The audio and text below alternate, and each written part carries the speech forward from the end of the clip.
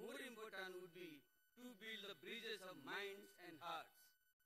We believe regional integration in its real sense can be advanced only when there is an intermingling of people and ideas.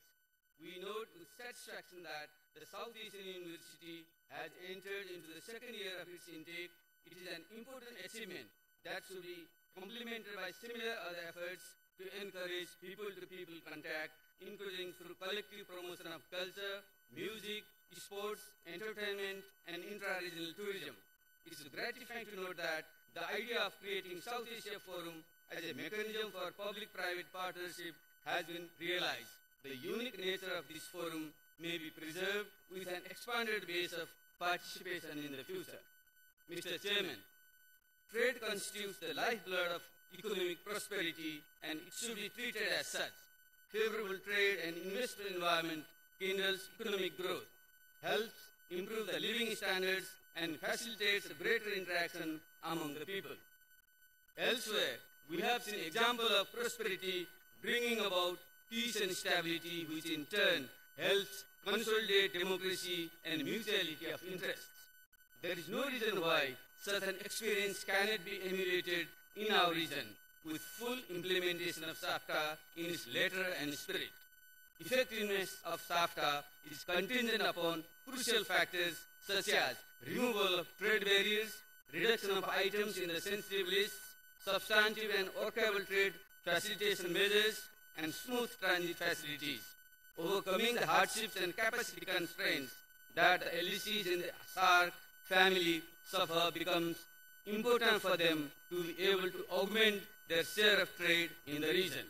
Environmental degradation and climate change have posed serious challenges to the well-being of our people in the region. All our countries are prone to the devastating effects of global warming in the form of fast retreat of glaciers in the Himalayas and the dangers posed by the outburst of glacial lakes, sea level rise, and erratic weather patterns and climatic disasters. The trend is likely to exacerbate. While building robust regional institutions and norms to collectively address this common challenge is essential at the international level, they should be complemented by transfer of resources, technology, and capacity building for adaptation and mitigation. Mr. Chairman, the increasing gap between the rich and the poor has given way to enormous stress on social harmony, peace, and security in the region. It is a big blot on all of us that the largest number of poor in the world live in our region. This challenge demands that poverty eradication strategies be comprehensive and socio-economic and political development processes more people-centered, inclusive, and equality and justice-based.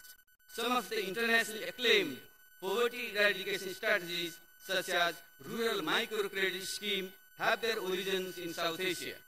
They need further development and expansion with focus on women and disadvantaged sections of the society.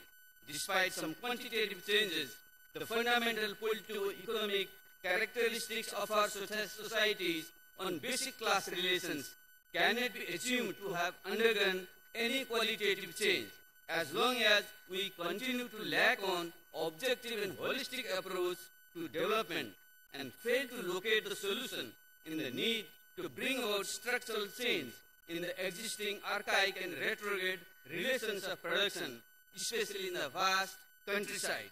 In the context of feminization and ruralization of poverty, our efforts to eradicate it should focus on structural changes in traditional production and social relations, promotion and industrialization of agriculture, indigenous skills and small-scale industries, and empowerment of women and marginalized communities. The existing regional normative standards in the social sector and the SAARC decisions and commitments need to be internalized in the national policies and programs. Active and forthcoming involvement of the civil society and the private sector in the region may add value to this process. The success of the SAARC process as a whole will be judged by what we deliver to our people and not by what ritual pronouncements we make. Commencement of the SAARC Development Fund's social window is a welcome beginning in realizing our efforts to eradicate poverty from the region.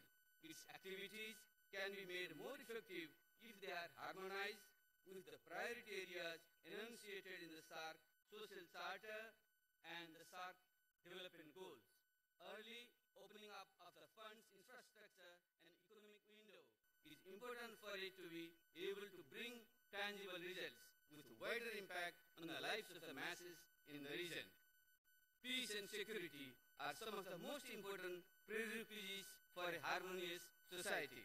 The scouts of terrorism and other transnational organized crimes perpetrated by abusing modern technology calls for cooperation, information sharing, and better understanding among the law enforcement agencies of our region.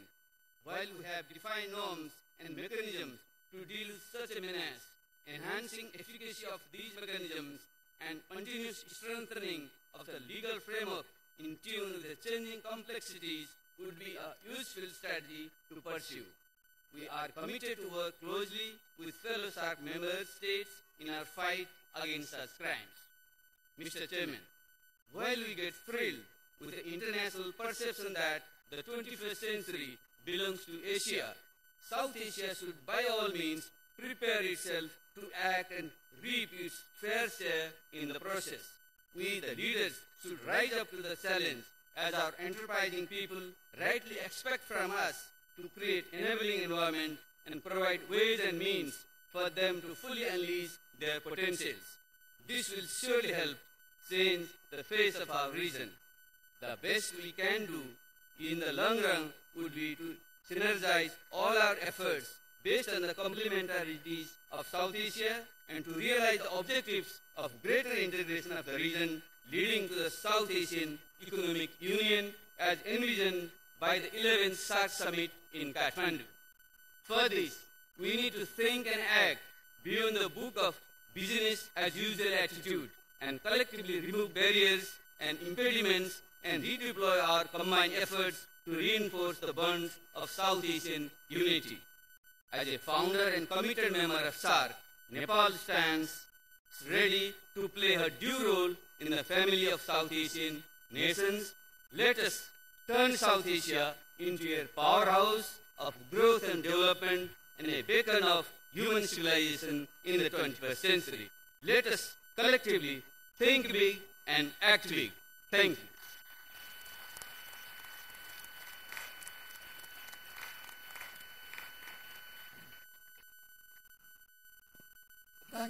Thank you, Prime Minister.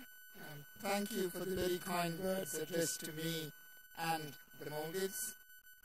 May I now invite the Prime Minister of the Islamic Republic of Pakistan to deliver his address.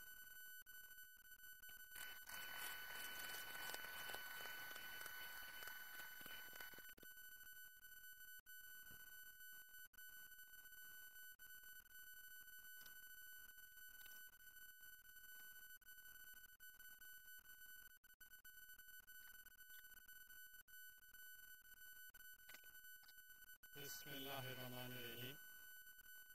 Your Excellency, President Muhammad Nasheed, Chairperson SAARC, Your Excellencies, the heads of state and government of SAARC member states and observer delegations, distinguished Secretary General, Excellencies, ladies and gentlemen. It is a matter of immense pleasure for me to be among my eminent colleagues from South Asia at this important summit of South Asian Association for Regional Cooperation. I wish to convey our admiration for the excellent arrangements made by the government of Maldives for this summit. Also, our thanks and gratitude to the government and people of Maldives for the warm and generous hospitality extended to us since our arrival in this picturesque atoll. I wish to congratulate Maldives for adding a historic uniqueness to the gathering by making its first ever SAARC summit in the Southern Hemisphere. I congratulate you, Mr. President, on your assumption of the office of the Chairperson of SAARC. We are confident that under your dynamic stewardship, SAARC will move rapidly towards realization of its cherished goals. To this end, Excellency, please rest assured of Pakistan's full support and cooperation. May I also take this opportunity to acknowledge Prime Minister of Bhutan, His Excellency Mr. Jigme Khyosa Thinde's outstanding leadership of the SAARC process since last summit held in Thimphu in 2010. I also wish to thank the Secretary General, Her Excellency Diana Said, and her team for their unremitting efforts to promote the SAARC agenda. From the people of Pakistan, I carry for the peoples of the SAARC region warm greetings and sentiments of goodwill and friendship. Excellencies, ladies and gentlemen, Pakistan attaches high importance to SAARC. Our association has come to epitomize the hopes and aspirations of the peoples of our region for peace, progress, and prosperity. South Asia has the potential to become an important engine for global economic growth. It has also the necessary ingredients in terms of human and natural resources to work for the economic miracle of this century. Time has come for the SAARC to lead the way in a historic transformation of a region, utilizing its vast capabilities and build on the sure foundations of great civilizational heritage of the peoples of this region. The theme, Building Bridges, reflects our common desire for promoting mutual understanding and reaching out to each other to create win-win scenarios. It also resonates with SAARC's overt goal to enhance intra-regional connectivity by 2020. The cultural affinity among our peoples is a huge asset.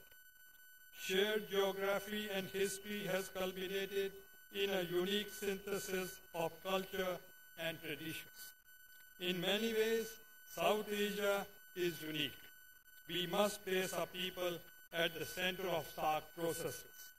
We must enable SAARC to capture the imagination of our peoples and contribute to creating strong mutually beneficial bonds.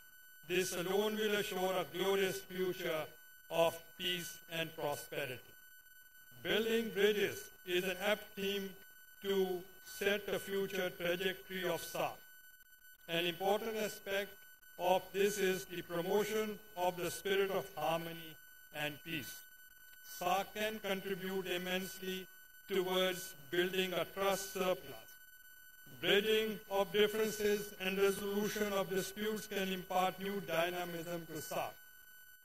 Interfaith and intercultural harmony must find special emphasis in SAARC's program. An interactive process in this domain will contribute to reveal the beauty and strength of a true South Asian identity. We should build on our inherent strengths and effectively address common issues such as socio-economic disparities, poverty alleviation, food security, energy security, women empowerment, health and education. This requires close coordination at national and regional planes. Ladies and gentlemen, I am happy to note that today's South Asia has undergone a democratic transformation. All South Asian states are vibrant democracies. Pakistan completed its democratic transformation and is now well on its way to realizing democracy's dividends by pursuing development at the grassroots level. We must strengthen regional cooperation through sharing of experiences, best practices, and establishing institutional linkages. In pursuing the SAARC socio-economic agenda, we must give special attention to rural development.